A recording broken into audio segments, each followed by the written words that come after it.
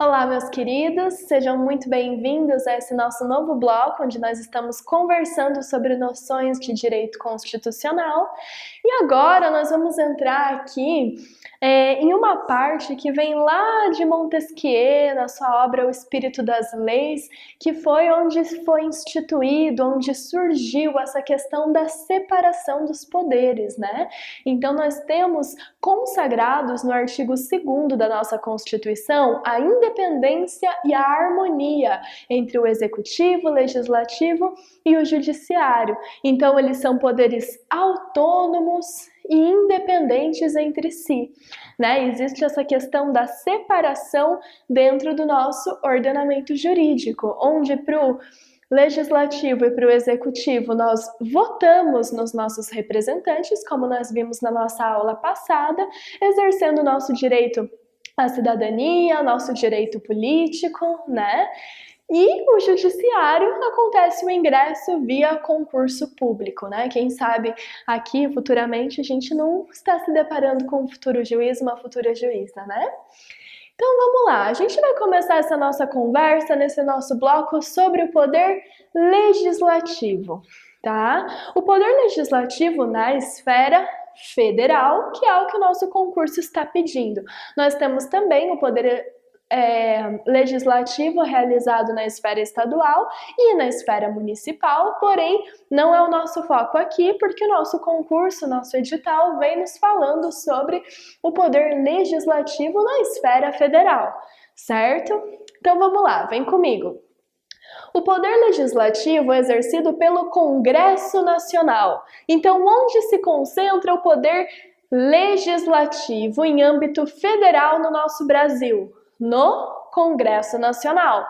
O Congresso Nacional é a única casa legislativa bicameral que nós temos no nosso ordenamento jurídico. Então, ele é composto por dois desdobramentos, né? Por dois órgãos ali dentro, que é o Senado e a Câmara dos Deputados, beleza?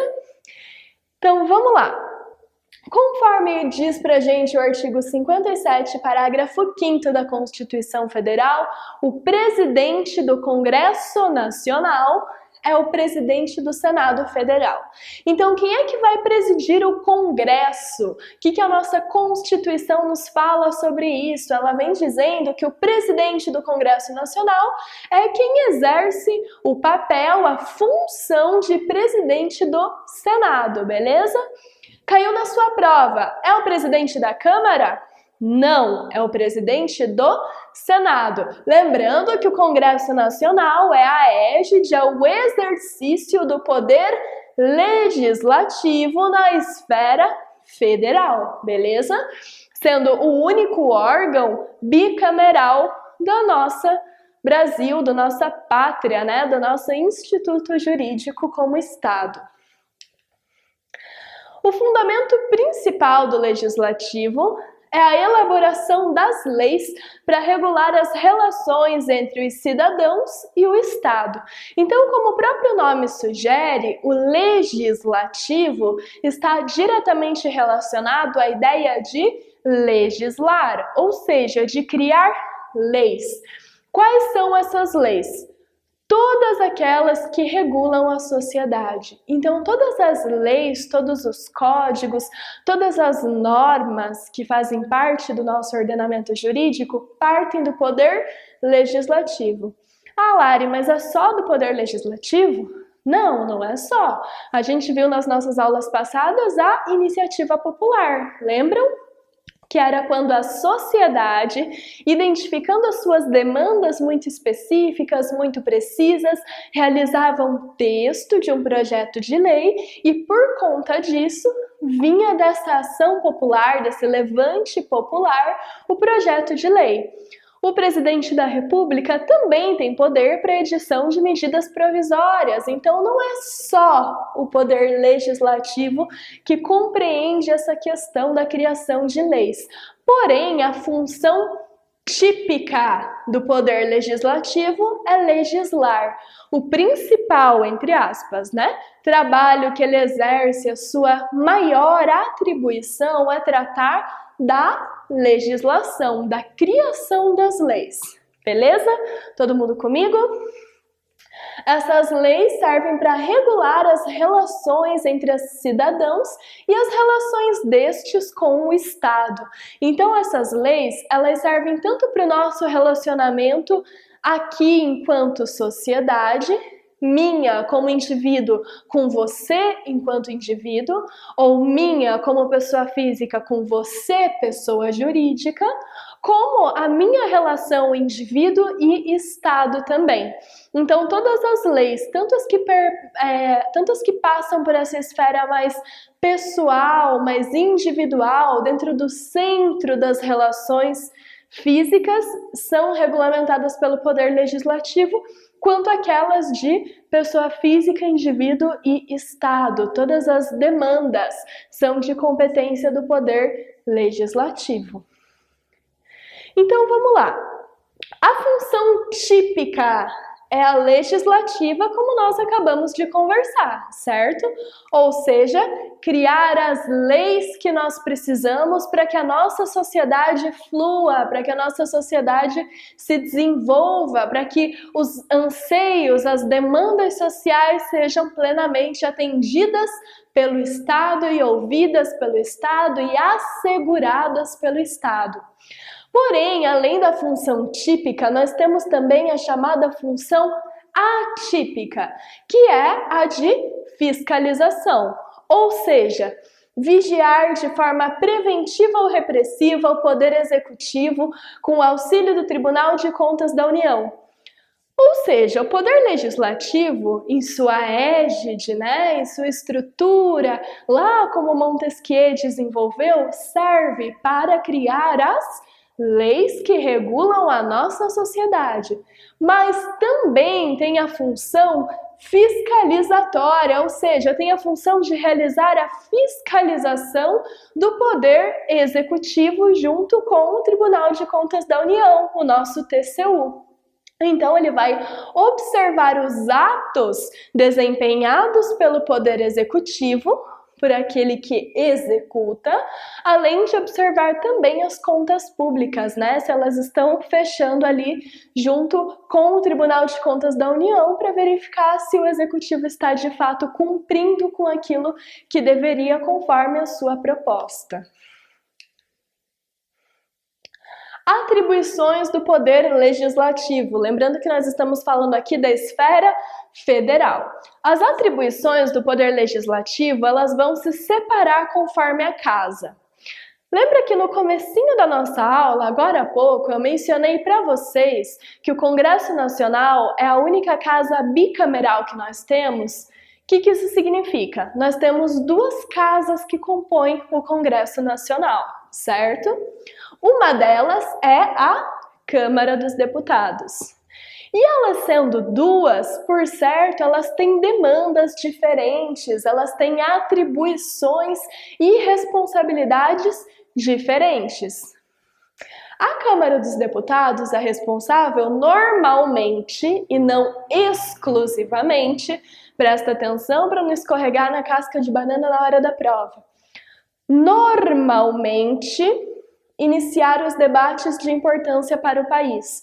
Ou seja, a maioria das discussões, daqueles anseios sociais que são levados pelo povo e ouvidos pelos seus representantes, a maioria das discussões partidas desses anseios costuma iniciar na Câmara dos Deputados, mas não exclusivamente, beleza?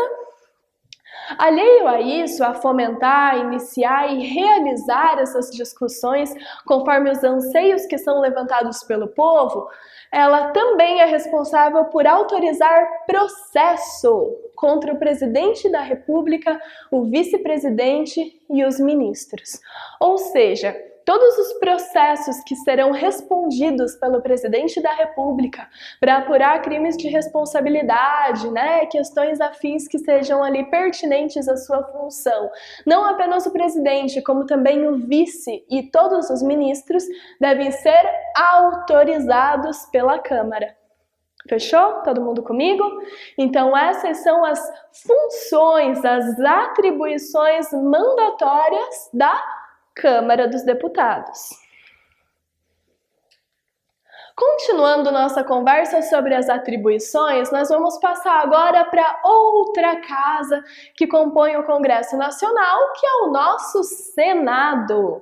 Então nós temos o nosso Senado Federal, que é responsável por sabatinar e votar as indicações do presidente da República para embaixadores no Brasil e estrangeiro. Ou seja, é o presidente da República quem escolhe os embaixadores. Porém, ele não tem o poder, a arbitrariedade de colocar simplesmente quem ele quiser como embaixador em qualquer lugar do mundo. Isso é sabatinado, é aprovado em votação pelo Senado Federal. Ou seja, o presidente da República indica e o Senado aprova. O presidente indica e o Senado aprova, beleza? É um trabalho conjunto. Diretores de agências reguladoras. Aqui a gente tem essa questão da agência regulatória, né? Como, por exemplo, a ANTT, a ANTAC, todas as agências que lidam com essa parte do direito regulatório, de regular alguma coisa aqui dentro. Toda a sua direção também é indicada pelo presidente da República, mas precisa ser votada, aprovada pelo Senado Federal para que, de fato, esses profissionais, essas pessoas, possam assumir os seus cargos. Por que existe isso? Por causa da nossa segurança, tá? O objetivo é sempre a segurança jurídica da população, do cidadão, da sociedade. Isso evita que o presidente da República acabe colocando pessoas que não são devidamente capacitadas para cumprir com as funções e obrigações daquele cargo. Então, por conta disso, é que nós temos o Senado Federal, que são eleitos por nós, pelo povo, que são os nossos representantes também, que vão observar se o presidente da República está, de fato, cumprindo com o que seria requisito, com o que seria necessário para que aquele profissional possa integrar esses cargos de direção dessas agências reguladoras. Beleza? Vamos lá! Presidente do Banco Central, mesma coisa. Mesmo raciocínio das agências reguladoras, mesmo raciocínio dos embaixadores. É o Senado quem vai sabatinar, vai votar, vai aprovar ou reprovar uma indicação do presidente, sempre pensando no melhor para todos nós. Lembrando que a gente está falando de teoria, né, gente? Vamos lá, direito constitucional na teoria. Também escolhem 2 integrantes do Conselho da República, ou seja, o Conselho da República, que faz parte dos aconselhamentos que o presidente da República recebe em casos específicos, conforme as necessidades de escolhas, né? A gente vai conversar um pouquinho mais sobre isso quando falarmos de segurança nacional, também são escolhidos, votados ali, sabatinados pelo nosso Senado Federal. Decidir sobre operações externas de natureza financeira da União, Estados, Distrito Federal e municípios. Suspender a execução de lei declarada inconstitucional pelo STF e aprovar a exoneração do PGR e do chefe do Ministério Público antes do término do mandato. Então, o que acontece? Aqui a gente tem 3 funções. A primeira delas relacionada à questão financeira. Então, todas as operações que são externas, que demandam discussão, que demandam uma distribuição ali, né, de uma determinada renda, de uma determinada verba, passa pelo Poder Legislativo na Casa do Senado. E isso não apenas em esfera federal, mas também em relação às verbas, ao valor monetário que vai ser destinado para os estados, para os municípios e para o Distrito Federal também. Então, essas discussões monetárias, elas passam pelo Senado. Aqui a gente tem uma outra função que eu acho muito interessante e que muito me agrada por trazer um pouquinho, bem pouquinho, do controle de constitucionalidade, que não abarca o nosso edital, mas que é uma matéria, assim, do coração, que é a suspensão da execução da lei declarada inconstitucional pelo STF. O que acontece? Todas as leis que surgem no nosso país, elas precisam ser constitucionais. Isso aí é um pressuposto de validade, ou seja, né, o que isso significa na prática? Ela não pode contradizer a Constituição ou os tratados internacionais de direitos humanos. Então, uma lei, ela precisa respeitar a Constituição. Ela não pode trazer nada contrário, oposto, além, aquém do que diz a Constituição exatamente nos seus termos, sob pena de ser declarada inconstitucional por meio de uma ação específica para isso, né? Quando uma lei ela é declarada inconstitucional pelo STF, o Supremo Tribunal Federal, que é o órgão guardião da Constituição e da interpretação da hermenêutica constitucional, é função do Senado fazer com que a execução dessa lei seja suspensa. Ou seja, a gente criou uma lei que é completamente contrária à Constituição. Certo? É uma lei que, por exemplo, não respeita o direito à vida, diz que todo mundo pode se matar. Claro, é um exemplo bem extremo, mas essa é uma lei, obviamente, inconstitucional e que contraria também tratados de direitos humanos. Então, o que acontece? Conforme a competência, é distribuída uma ação no Supremo Tribunal Federal visando inibir os efeitos dessa lei, a declaração da sua inconstitucionalidade. E a partir do momento em que essa lei é declarada inconstitucional pelo STF, é função do Senado fazer com que ela pare de ser executada, com que ela não componha mais o ordenamento jurídico pátrio, justamente por ela contrariar o disposto na Constituição. Beleza? Vamos lá. Aprovar a exoneração do PGR, que é o chefe do Ministério Público. Quando o Procurador-Geral da República ele vai passar por um processo de exoneração, essa exoneração não pode ser arbitrária. Então, o Senado Federal precisa aprovar essa exoneração para que ela, de fato, aconteça.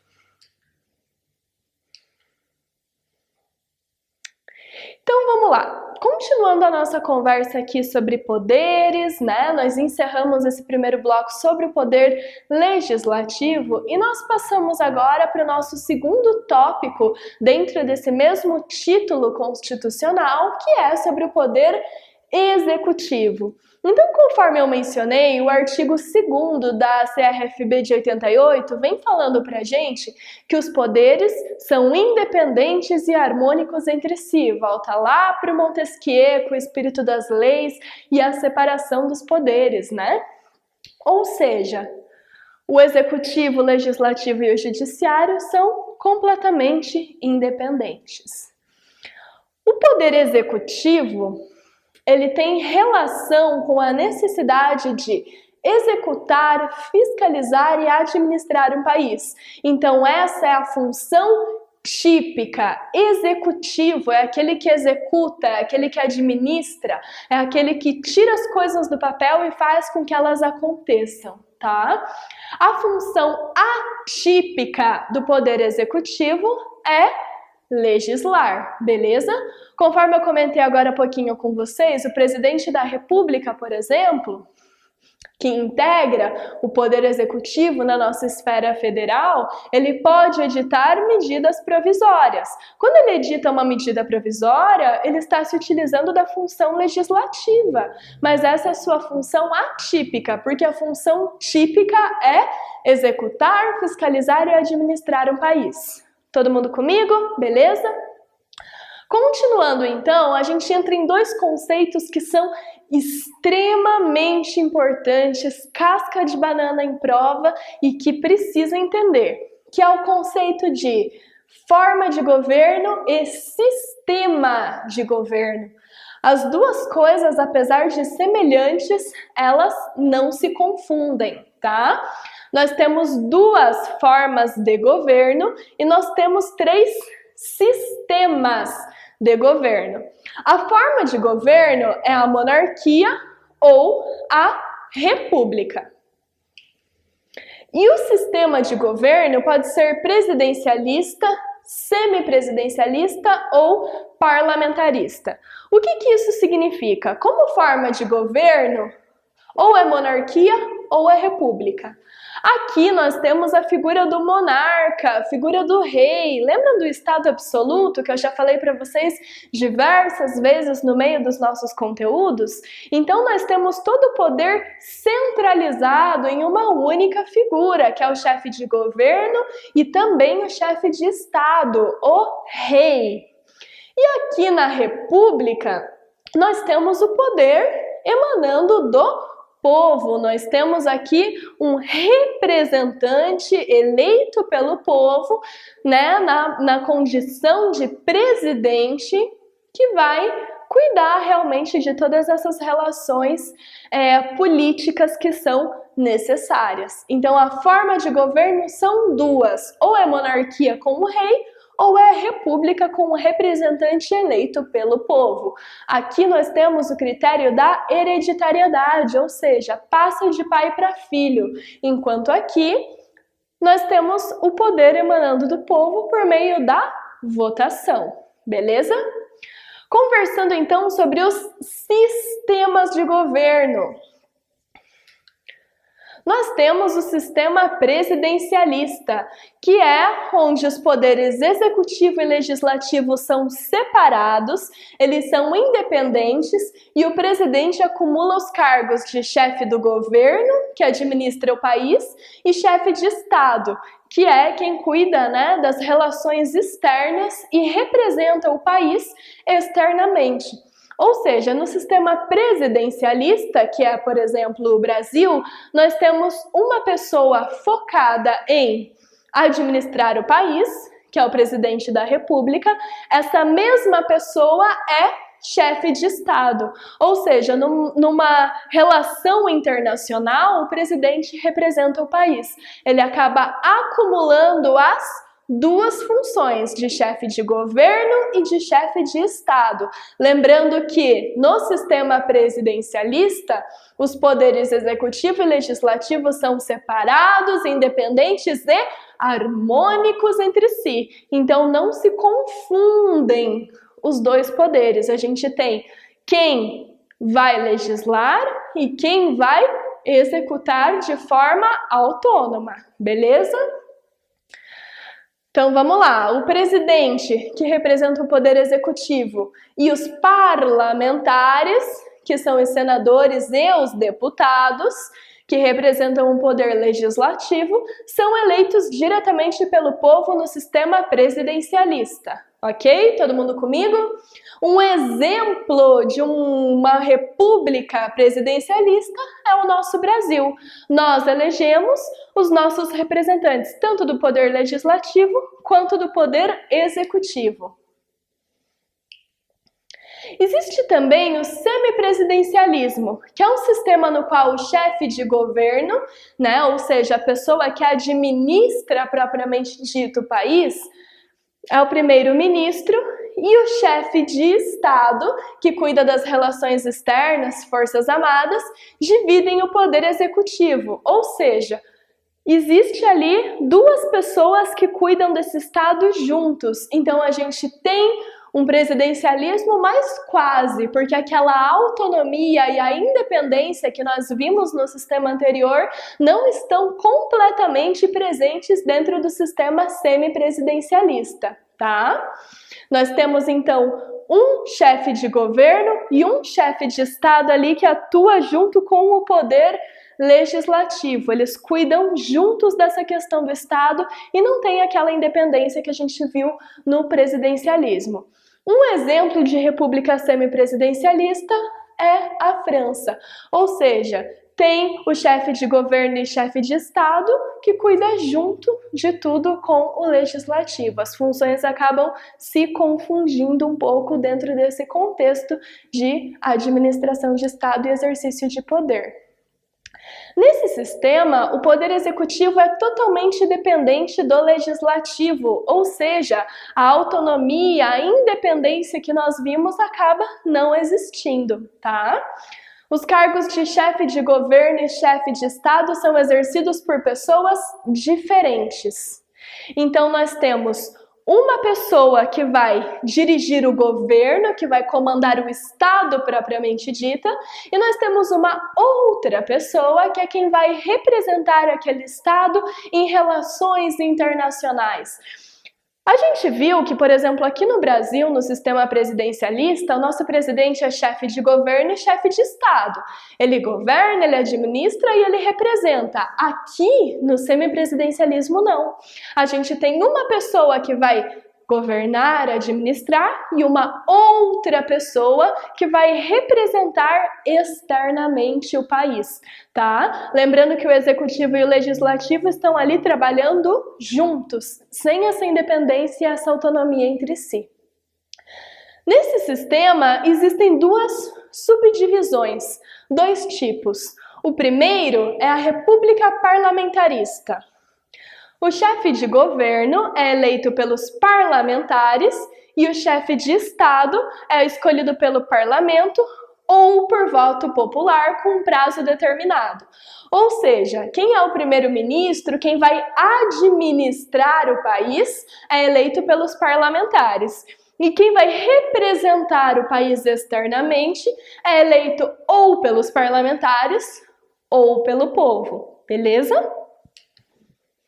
Nós temos também o segundo tipo, que é a monarquia parlamentarista. Então, voltando para reiterar bastante essa diferença. Aqui, nós temos a república parlamentarista, onde o chefe de governo é escolhido pelos parlamentares e o chefe de Estado pelos parlamentares ou pelo povo, tá?